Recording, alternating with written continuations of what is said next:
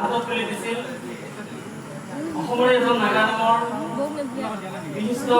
কৃষক নলবাৰী ভদ্ৰকুচি গাঁৱৰ মাননীয় শ্ৰীযুত ৰঞ্জিত ডেকা ডাঙৰীয়াই আৰু নামটি খুব সুন্দৰকৈ পৰিচালনা কৰি আপোনালোকক মন পৰাশাত কৰি দিবলৈ চেষ্টা কৰিছিল মোৰ সম্পৰ্কত মামা হয় মোৰ ভাগৰ ৰাজকুচি গাঁৱৰ অসমৰ এজন নাগা নামৰ বিখ্যাত সুৰকাৰ এটা ৰাতিৰ ভিতৰত নামে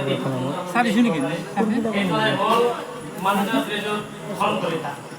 এই পবিত্ৰ স্থলীৰ পৰা দুয়োজনে শিল্পীৰে মই ভক্তিৰ পুষ্পন দিছোঁ এই পৰম শ্ৰদ্ধাৰ নাম বৃন্দ এই কাহিনীটি আছে এই কাহিনীটো দ্বাৰা আমি এটা কথা ক'ম জীৱন